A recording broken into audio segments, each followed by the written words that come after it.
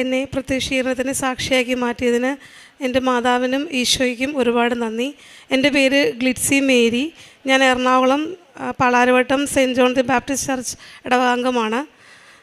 ഞാൻ ഇപ്പോൾ ഉള്ള ഉടമ്പടി എടുത്തിരിക്കുന്നത് ഈ വർഷം ജനുവരി 22-ാം തീയതിയാണ്. അതിനു മുന്നേ 2020 ഞാൻ ആദ്യമായി കൃപാസന മാതാവിനെ പറ്റി അറിയുന്നത്.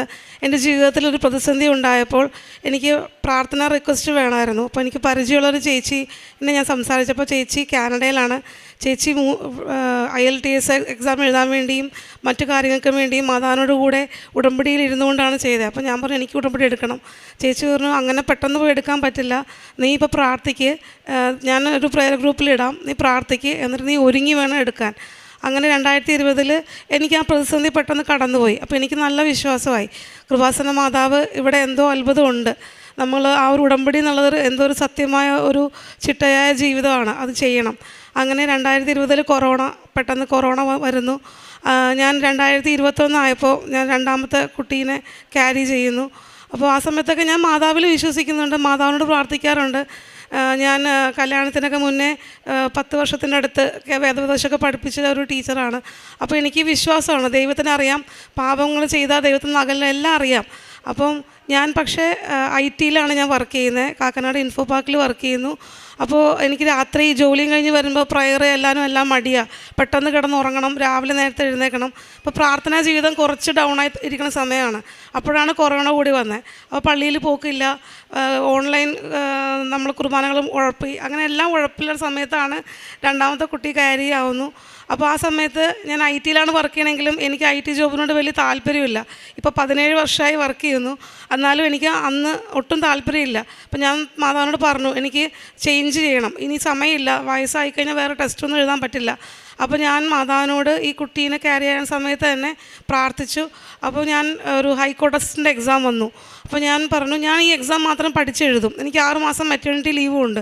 അപ്പോൾ ആ സമയത്ത് ഞാൻ പഠിച്ചെഴുതും, അത് കിട്ടുവാണെങ്കിൽ ഞാൻ IT ക്വിറ്റ് ചെയ്യും, അല്ലെങ്കിൽ അത് ചെയ്യും. അങ്ങനെ ഞാൻ ലൈറ്റ് ക്യാൻഡിലാണ് ആദ്യം എടുക്കുന്നത്. എടുത്തു, പ്രാർത്ഥിച്ചു. കുട്ടി ക്യാരി ചെയ്യാൻ സമയത്ത് തന്നെ അത് എടുത്തിരുന്നത്. എനിക്ക് പ്രസവ സമയത്ത് വേറെ ബുദ്ധിമുട്ടുകളൊന്നും ഉണ്ടായിരുന്നില്ല, ഒരു നല്ല കുട്ടിയെ മാതാവ് തന്നു. അതൊന്നും ഞാൻ യുഗത്തിൽ വെച്ചിരുന്നില്ല, എൻ്റെ പ്രയോറിറ്റി ഇതായിരുന്നു, എങ്ങനെയെങ്കിലും എനിക്ക് സെക്യൂർ ആക്കണം എൻ്റെ ലൈഫ്. അപ്പോൾ അങ്ങനെ ഞാൻ പ്രസവം കഴിഞ്ഞ ഉടനെ തന്നെ റെസ്റ്റ് എടുക്കണതിന് പകരം പഠിത്തം തന്നെ ആയിരുന്നു. ഓൺലൈൻ കോഴ്സ് എല്ലാം ചെയ്ത് പഠിച്ചു. എക്സാമിന് എടുക്കുന്നതിന് മുന്നേ ഞാൻ ഇവിടെ വന്ന് തീർത്ഥാടന ഉടമ്പടി എടുത്തു. അപ്പോൾ എക്സാമിന് കയറുമ്പോൾ അന്ന് സാക്ഷ്യങ്ങളൊക്കെ കേൾക്കൽ കുറവാണ്.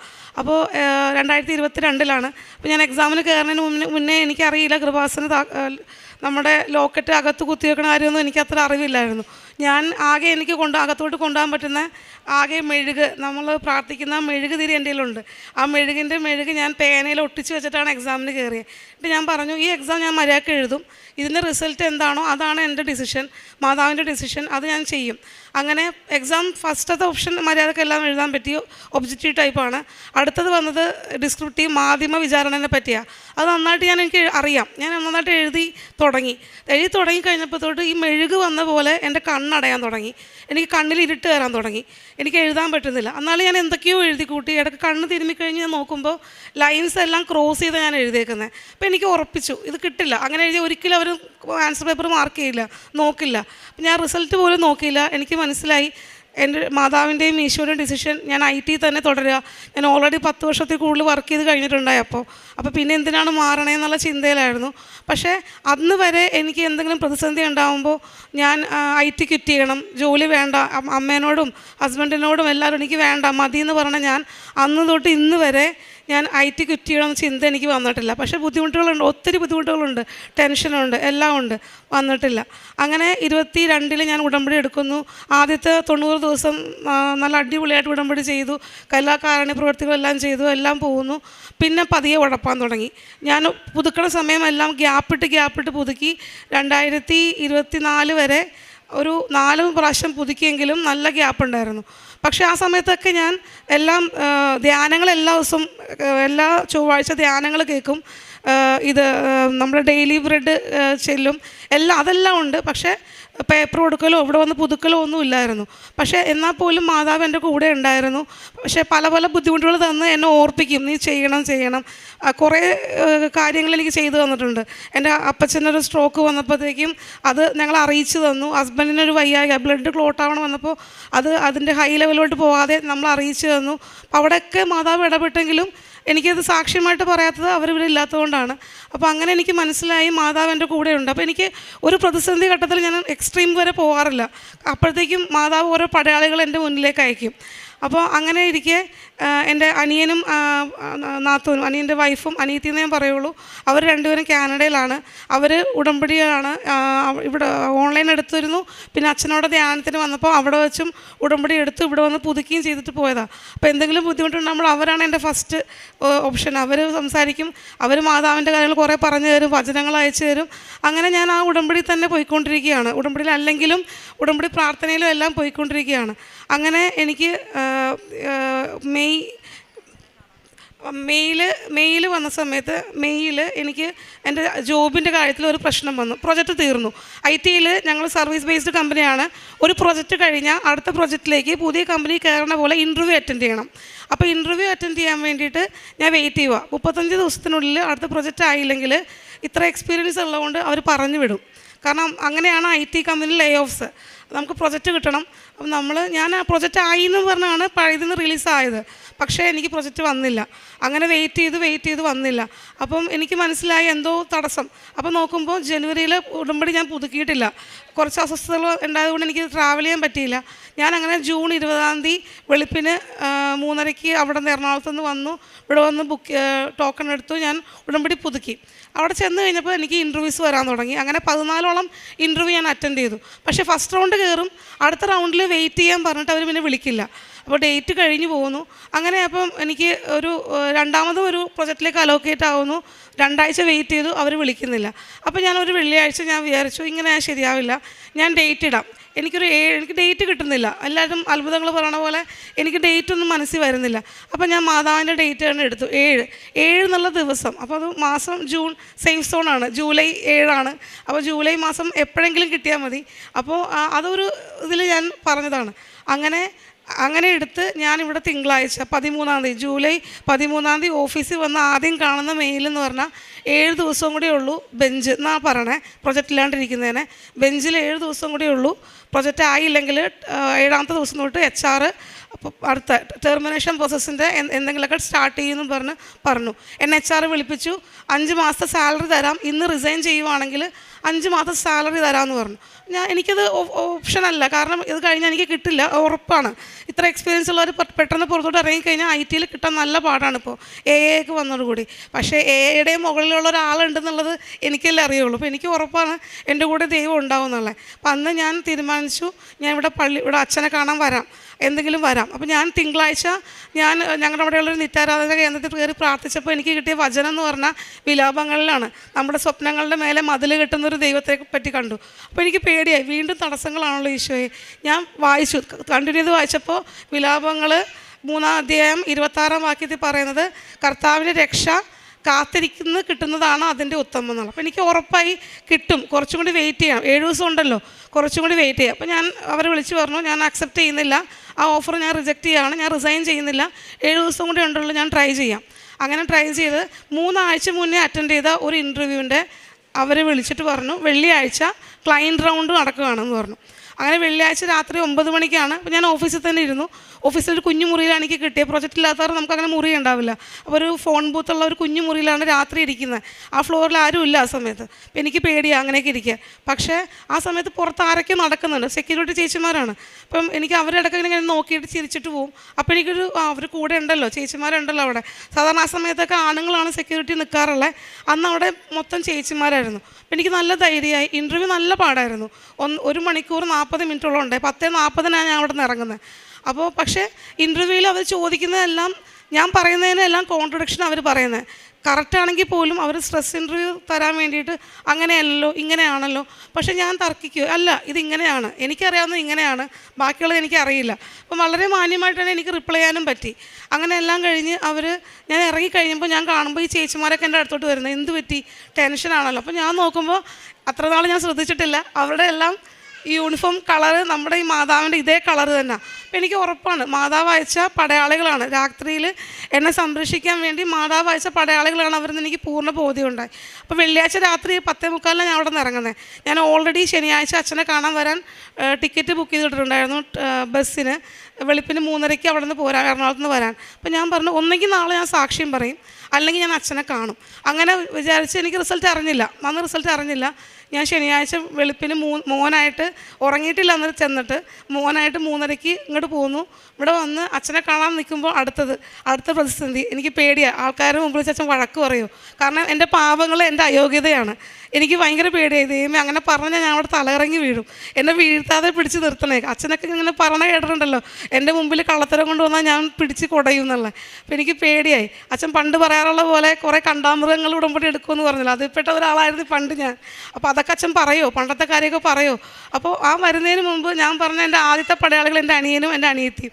എൻ്റെ അനിയൻ പറഞ്ഞിട്ടുണ്ടായി, ചേച്ചി അച്ഛനെ കാണാൻ പോകണമെങ്കിൽ അതിന് മുമ്പ് ചേച്ചി കുമ്പസാരിച്ച് ഒരുങ്ങി വേണം കൃപാസനത്തിൽ പോകാൻ. ഞാൻ പറഞ്ഞാൽ ഞാൻ കുമ്പസാരിച്ച് ഒരാഴ്ച ആയിട്ടുള്ളൂ, എന്നാലും ചേച്ചി കുമ്പസാരിക്കണം എന്ന് പറഞ്ഞിട്ട് തലയാഴ്ച ചൊവ്വാഴ്ച ഓൾറെഡി ഞാൻ കുമ്പസാരിച്ചിട്ടുണ്ടായി. അപ്പോൾ അതാണ് എൻ്റെ ധൈര്യം. ഞാൻ പാപങ്ങളിൽ നിന്ന് മോചിതയാണ്. ഇനി ബാക്കി എന്തെങ്കിലും ആക്ടിവിറ്റീസ് എനിക്ക് അറിയില്ല. എന്തായാലും ഞാൻ പ്രാർത്ഥിച്ച് എനിക്ക് കരയാൻ പറ്റുന്നില്ലായിരുന്നില്ല അന്ന്. ഇവിടെ വന്ന് അച്ഛൻ്റെ അടുത്ത് വന്ന് നിന്നപ്പോൾ അടുത്തത് എൻ്റെ മുമ്പിൽ നിന്ന ഒരു കൊച്ചിനെ അച്ഛൻ നന്നായിട്ട് വഴക്ക് പറയുക. എന്താണെന്ന് എനിക്ക് കേൾക്കുന്നില്ല, ഞാൻ കേൾക്കാൻ ശ്രമിക്കുന്നുമില്ല. ഞാൻ ദൈവം എന്നെയും പിടിക്കും. അപ്പോൾ അന്ന് പരീക്ഷാ കുട്ടികളും വിസക്ക് പോകുന്ന കുട്ടികളുടെ ഒപ്പമാണ് ഞാൻ കയറുന്നത്. അപ്പം അവരെ വഴക്ക് പറയുക. എന്താണെന്ന് എനിക്ക് മനസ്സിലായില്ല. പിന്നീട് മനസ്സിലായി, അച്ഛൻ ധ്യാനത്തിൽ പറഞ്ഞു ആ കൊച്ച് പൂർണ്ണമായ ഉടമ്പടിയിലല്ലാത്തതിനാണ് വഴക്ക് പറഞ്ഞതെന്നുള്ളത്. അപ്പം ഞാൻ അച്ഛനോട് നിൽക്കുക, അച്ഛനോട് ഞാൻ നോക്കുന്നില്ല, എനിക്ക് പേടിയാണ്. അച്ഛനെ കണ്ണിലോട്ട് നോക്കാൻ എനിക്ക് പേടിയാണ്.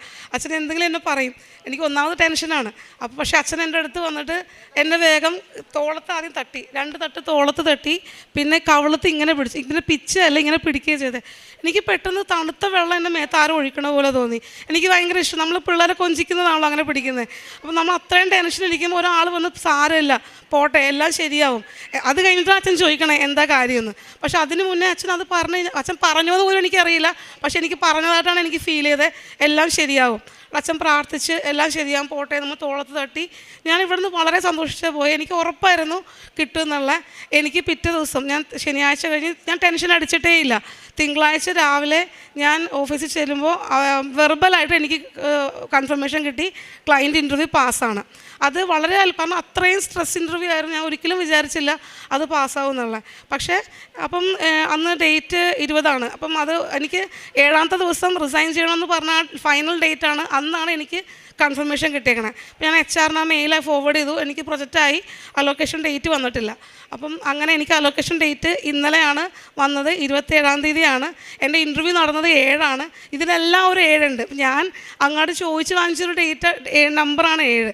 അപ്പോൾ എനിക്കറിയില്ല അത് ഏത് ഡേറ്റിൽ പെടും എന്നുള്ളത്. പക്ഷേ മാതാവ് ഇതെല്ലാം കാണിച്ചു തന്ന 7 എൻ്റെ ലൈഫിൽ വളരെ ഇമ്പോർട്ടൻ്റ് ആണ്. അപ്പോൾ അങ്ങനെ ഞാൻ തിങ്കളാഴ്ച തൊട്ട് ആ പ്രൊജക്റ്റിൽ അലോക്കേറ്റഡായി. ഇനിയൊരു 1.5 വർഷത്തേക്ക് അതിൽ അലോക്കേഷനുണ്ട്, പേടിക്കേണ്ട ആവശ്യമൊന്നുമില്ല. അപ്പോൾ എനിക്ക് ഉറപ്പുണ്ട് ഇനിയും ബുദ്ധിമുട്ടുകൾ വരും. IT ജോബാണ്, അതിലൊക്കെ മാതാവും എൻ്റെ ഈശോയും എൻ്റെ കൂടെ ഉണ്ടാവുമെന്ന് പൂർണ്ണമായി ഉറച്ച് വിശ്വസിക്കുന്നു. പിന്നെ കാരുണ്യ പ്രവർത്തികൾ ഞാൻ പേപ്പറുകൾ ഒരിക്കലും പള്ളികളിൽ കൊടുക്കാറില്ല. എൻ്റെ അമ്മയും എല്ലാവരും പറയും ഇപ്പോൾ പള്ളിയിൽ കൊടുക്കുക, അവർ കളയില്ല, അവർ വായിച്ചോളും. അപ്പോൾ ഞാൻ പറഞ്ഞു അങ്ങനെ കൊടുത്തിട്ട് കാര്യമില്ല. ഞാൻ ആദ്യം കൊടുക്കാതിരുന്ന നാണക്കേട് കൊണ്ടാണ്, പരിചയമുള്ള ആൾക്കാരുണ്ടല്ലോ എന്ന്. പക്ഷെ പിന്നെ ഞാൻ വിചാരിച്ചു അവിടെ കൊടുത്തിട്ട് അവർക്ക് എന്തായാലും കിട്ടും. ഞാൻ Tripunithura bus stand Tripunithura Kizhakkekotta stop, അവിടെ 2 സ്റ്റോപ്പുണ്ട്. അവിടെ കുറേ നേരം നിൽക്കും. ഞാനും ഒറ്റയ്ക്കല്ല പോണേ, ഞാനും എൻ്റെ പിള്ളേരും 4 വയസ്സുള്ള കൊച്ചും, അങ്ങനെ 3 പേരും കൂടെ പോകുന്നത്. സ്കൂട്ടറിന് പോയിട്ട് ഓരോ സ്റ്റോപ്പിൽ ഇറങ്ങിയിട്ട് 1 or 2 വെച്ച് കൊടുക്കും. അങ്ങനെ കൊടുത്ത് തീർത്ത് അവരോട് പറയും വായിക്കുമോ എന്ന് ചോദിച്ചിട്ടേ കൊടുത്തിട്ടുള്ളൂ. അന്ന് തൊട്ട് ഇന്ന് വരെ വായിക്കുമോ എന്ന് ചോദിച്ചിട്ടേ കൊടുത്തിട്ടുള്ളൂ. പിന്നെ മാതാവിൻ്റെ ഒരു പ്രാർത്ഥനയുള്ള ഒരു ഫോട്ടോ എന്തെങ്കിലുമുണ്ട്, അതും കൊടുക്കും. അത് ഞാൻ ചോദിക്കും. അപ്പോൾ അവർ വേണ്ടെന്ന് വല്ലതും പറയുകയാണെങ്കിൽ എന്നാൽ തിരിച്ച് വന്നേക്ക്. അപ്പോൾ അവർ ഞാൻ വായിച്ച് നോക്കട്ടെ, ഞാൻ വായിച്ചിട്ട് വേണ്ടെങ്കിൽ വേറെ ആർക്കെങ്കിലും കൊടുക്കണം. അങ്ങനെ കളയാന്നില്ല എന്ന് ഞാൻ കൺഫേം ചെയ്തിട്ടാണ് കൊടുക്കാറുള്ളത്. പിന്നെ രോഗികളെ സഹായിക്കാനായിട്ട് നേരിട്ടല്ലെങ്കിലും പല വഴിക്ക് വേറെ ആൾക്കാരെ വഴി ഞാൻ കൊടുത്ത് പൈസ എൻ്റെ ഒരു ശമ്പളത്തിൻ്റെ ഒരു ഭാഗം ഞാൻ കൊടുക്കാറുണ്ട്. പിന്നെ പറ്റുന്ന സമയങ്ങളിലെല്ലാം അറിയുന്നവരോടും അറിയാത്തവരോടും മാതാവിൻ്റെ അനുഗ്രഹങ്ങളെ പറ്റി. അന്ന് അച്ഛനെ കാണാൻ വന്നപ്പോൾ ഒരുപാട് കുട്ടികളെ ഞാൻ പരിചയപ്പെട്ടു. അപ്പോൾ അവരോടൊക്കെ എൻ്റെയും എൻ്റെ അനിയൻ്റെയൊക്കെ ഒരു 28 സാക്ഷിയൊക്കെ വരാനുണ്ട്. അവർ വരുമ്പോഴാണ് പറയാൻ പറ്റുള്ളൂ. അവർ PR കംപ്ലീറ്റ് ആയിട്ടില്ല. അപ്പോൾ അവരുടെയൊക്കെ സാക്ഷ്യങ്ങൾ ഞാൻ ഫോട്ടോ, അവർക്ക് മാതാവിൻ്റെ കുറേ അത്ഭുതങ്ങൾ തിരിയിൽ വന്നിട്ടുണ്ട്, അതിൻ്റെയൊക്കെ ഫോട്ടോ കാണിച്ചു കൊടുത്തു. അപ്പോൾ അവരോട് പറയും പേടിക്കണ്ട. അപ്പോൾ പറ്റുന്ന സ്ഥലങ്ങളിലെല്ലാം ഞാൻ മാതാവിനെ പറ്റിയും ഈശോനെ പറ്റിയും കൃപാസനത്തെ പറ്റിയൊക്കെ പറയാറുണ്ട്. പിന്നെ തൈലം, ഞാൻ എപ്പോഴും തൈലം പ്രാർത്ഥിക്കും. ഞാൻ പറഞ്ഞല്ലോ, എൻ്റെ അപ്പച്ചനും ഹസ്ബൻഡിൻ്റെ ഫാദറാണ്. അപ്പച്ചനും ഹസ്ബൻഡിനൊക്കെ ഓരോ രോഗാവസ്ഥ വന്നപ്പോൾ ഈ തൈലം വെച്ച് പ്രാർത്ഥിച്ചതിൻ്റെ ഫലമായിട്ടാണ് കുറേ അനുഭവങ്ങൾ ഉണ്ടായത്. പിന്നെ ഉപ്പ്, എൻ്റെ മക്കൾക്കും എല്ലാം പരീക്ഷയ്ക്ക് വരുമ്പോൾ എല്ലാം അവനൊരു അഡിനോയിഡിൻ്റെ പ്രശ്നമുണ്ട്. അതും ഞാൻ വെച്ചിട്ടുള്ളതാണ്, അത് പൂർണ്ണമായിട്ടില്ല. അതിൻ്റെയും കുറേ റിക്കവറായി വരുന്നുണ്ട്. അങ്ങനെ കുറേ കാര്യങ്ങൾ എനിക്ക് ഈ നേർച്ച വസ്തുക്കൾ ഉപയോഗിച്ചത് വഴിയും കിട്ടിയിട്ടുണ്ട്. ഇനിയും ഒരുപാട് പേര്, ഞാൻ സാക്ഷ്യങ്ങൾ ഫോണിൽ ഷെയർ ചെയ്യും. ഇപ്പോൾ സാക്ഷ്യങ്ങൾ കേൾക്കാൻ ഈ ജനുവരി തൊട്ടാണ് ഞാൻ മിനിമം ഒരു 5-6 സാക്ഷ്യങ്ങളൊക്കെ ഞാൻ ഡെയിലി കേട്ട് തുടങ്ങിയത്. അതൊക്കെ ഞാൻ കുറേ പേർക്ക് ഷെയർ ചെയ്യും. കുറേ ഹിന്ദുക്കൾ എന്നോട് ചോദിക്കും, ഗ്ലിറ്റ്സി കൃപാസനത്തിൽ പോകണ്ടല്ലേ? ഞാൻ പറഞ്ഞാൽ പോകുന്നുണ്ട്. അപ്പോൾ ചോദിക്കും, അങ്ങനെ പറയും, അവരോടും പറയും. അപ്പോൾ സാക്ഷ്യങ്ങൾ എൻ്റെ സ്റ്റാറ്റസിൽ നിന്നും തള്ളിക്കളയാതെ വായിക്കുന്നവരുണ്ട് എന്നെനിക്ക് മനസ്സിലായി. അപ്പോൾ ഇനിയും മാതാവിനോടും ഈശോയോടും ചേർന്നുകൊണ്ട് ഇനി ഒരിക്കലും ഉടമ്പടി ജീവിതം ഉഴപ്പാതെ എനിക്ക് ഇനിയും കുറേ മേഖലകളിൽ ഇമ്പ്രൂവ് ചെയ്യാനുണ്ട്. എൻ്റെ പാപാവസ്ഥകളെ കുറേ കളയാനുണ്ട്. അതെല്ലാം കളഞ്ഞ് ഈശോയിലും മാതാവിലും ഉറച്ചു നിന്ന് നല്ലൊരു ആത്മീയ ജീവിതം നയിക്കാൻ എന്നെയും എൻ്റെ കുടുംബത്തെയും സഹായിക്കണമേ എന്ന് ഞാൻ പ്രാർത്ഥിക്കുന്നു. വിശുദ്ധ ലൂക്കായുടെ സുവിശേഷം 11-ാം അധ്യായം 11 മുതൽ 13 വരെയുള്ള തിരുവചനങ്ങൾ. നിങ്ങളിൽ ഏതൊരു പിതാവാണ് മകൻ മീൻ ചോദിച്ചാൽ പകരം പാമ്പിനെ കൊടുക്കുക, മുട്ട ചോദിച്ചാൽ പകരം തേളിനെ കൊടുക്കുക? മക്കൾക്ക് നല്ല ദാനങ്ങൾ നൽകാൻ ദുഷ്ടരായി നിങ്ങൾക്കറിയാമെങ്കിൽ സ്വർഗസ്ഥനായ പിതാവ് തന്നോട് ചോദിക്കുന്നവർക്ക് എത്രയധികമായി പരിശുദ്ധാത്മാവിനെ നൽകുകയില്ല. ഗ്ലിറ്റ്സി എന്ന സഹോദരിയുടെ ഒരു IT എംപ്ലോയറുടെ പ്രത്യക്ഷീകരണ സാക്ഷ്യമാണ് നമ്മോട് സഹോദരി വിവരിച്ചുകൊണ്ടിരുന്നത്.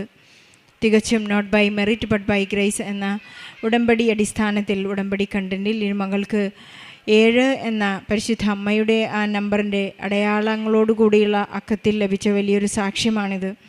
ഭാവിയെ ഈശോ യഥാസ്ഥാനപ്പെടുത്തി എന്ന് ഉറപ്പും, അതുപോലെ തന്നെ ഇനിയും ഈശോയെ എനിക്ക് അനുഭവിക്കണം, ഇനിയും ഈശോയെ എനിക്ക് കൊടുത്തു തീർന്നിട്ടില്ല, ഈശോയെ അനുഭവിച്ച് കൊതി തീർന്നിട്ടില്ല എന്നൊക്കെയാണ് ഈ സഹോദരിയുടെ ഈ സാക്ഷ്യത്തിൻ്റെ രത്നചുരുക്കമായി നമുക്ക് മനസ്സിലാക്കുന്നത്. നമുക്ക് അറിയാവുന്നതുപോലെ ഇന്ന് ഒരുപാട് ലൈറ്റഡ് ആയിട്ടുള്ള ആളുകൾ അല്ലെങ്കിൽ വളരെ റിസർച്ച് ചെയ്യുന്ന വ്യക്തികളൊക്കെയാണ് ബൈലാറ്ററൽ എഗ്രിമെൻറ്റ്, അതായത് ഈ ഉടമ്പടി ചെയ്തുകൊണ്ട് തൻ്റെ ജീവിതത്തിൽ ഈശോയെ സ്വീകരിക്കുവാനും ഈശോയെ കൈമാറുവാനുമായി ഒരുപാട് മക്കൾ ഇവിടെ കടന്നു വരുന്നത്. അവർക്ക് ഈശോ ആരാണെന്ന് ഇനി ആരും പറഞ്ഞു കൊടുക്കേണ്ട ആവശ്യമില്ല. ബഹുമാനപ്പെട്ട ജോസഫ് അച്ഛൻ്റെ പ്രബോധനങ്ങളിലൂടെയും എല്ലാ ചൊവ്വാഴ്ചയിലൂടെയുള്ള ധ്യാനങ്ങളിലൂടെയും ഡെയിലി ബ്രെഡ് പ്രോഗ്രാമിലൂടെയും നമ്മൾ ഒരുപാട് ഈശോയെ അനുഭവിക്കുവാൻ, ഈശോയുടെ കൂടെ ചേർന്നിരിക്കുവാൻ, അവിടുത്തെ അനുഗ്രഹം പ്രാപിക്കാനെല്ലാം നാം ഒരുങ്ങിക്കഴിഞ്ഞ ഒരു യുഗത്തിൻ്റെ ആരംഭത്തിലാണ് നാം എല്ലാവരും ജീവിക്കുന്നത്. ഒരു ആർട്ടിഫിഷ്യൽ ഇൻ്റലിജൻസ് വന്നതുകൊണ്ട് നമ്മുടെ എല്ലാം ഭാവി തകർന്നു പോകുന്നുവെന്ന് സങ്കടപ്പെടുന്ന ഒരു യുഗത്തിൻ്റെ സമയത്താണ് നാം ജീവിക്കുന്നത്. എത്ര തന്നെ സയൻസ് ഫാക്റ്റാണ്, റിലിജൻ ഫെയ്ത്താണ് എന്നൊക്കെ വാദിക്കുന്നവർക്കുള്ളതിൻ്റെ ഒരു ഉത്തരമാണ് ഇന്ന് ഇവിടെ ഗ്ലിറ്റ്സി നമ്മോട് പങ്കുവെച്ചത്. നമുക്ക് അടിയുറച്ച് വിശ്വസിക്കാവുന്ന ഒരു ക്രിസ്തു നമ്മിലുണ്ട്. ക്രിസ്തു എന്നിൽ ജീവിക്കുന്നു. അതിൻ്റെ അടയാളമാണ് ഇന്ന് എൻ്റെ ഉടമ്പടി ജീവിതം. എൻ്റെ ഉടമ്പടി ജീവിതത്തിൽ ഞാൻ വളരെ ക്രമപ്പെട്ട് വന്നത് പരിശുദ്ധ അമ്മ മധ്യസ്ഥം വഹിച്ചുകൊണ്ടാണ്. ഇന്നെല്ലാം നമുക്ക് ചങ്കൂറ്റത്തോടുകൂടി പറയാൻ സാധിക്കുന്നത് ഇന്ന് ഗ്ലിറ്റ്സി ജീവിച്ചതുപോലെ വളരെ ശുദ്ധിയോടുകൂടി പരിശുദ്ധിയോടുകൂടി തിരുസന്നിധിയിൽ ഈശോയെ സ്വീകരിക്കുവാനും ഈശോയുടെ സന്നിധിയിൽ നിൽക്കുവാനും സാധിക്കുന്നതുകൊണ്ടാണ്. സമാനമായ ജീവിത പ്രതിസന്ധികളിലൂടെ കടന്നു പോകുന്ന എല്ലാ മക്കളുടെയും സങ്കടങ്ങളെ ഈ സാക്ഷ്യത്തോട് ചേർത്ത് വെച്ച് ഈശോയ്ക്കും പരിശുദ്ധ അമ്മയ്ക്കും നല്ല ഒരു കയ്യടി നൽകി ഗ്ലിറ്റ്സിയുടെ സാക്ഷ്യം നമുക്ക് സമർപ്പിക്കാം.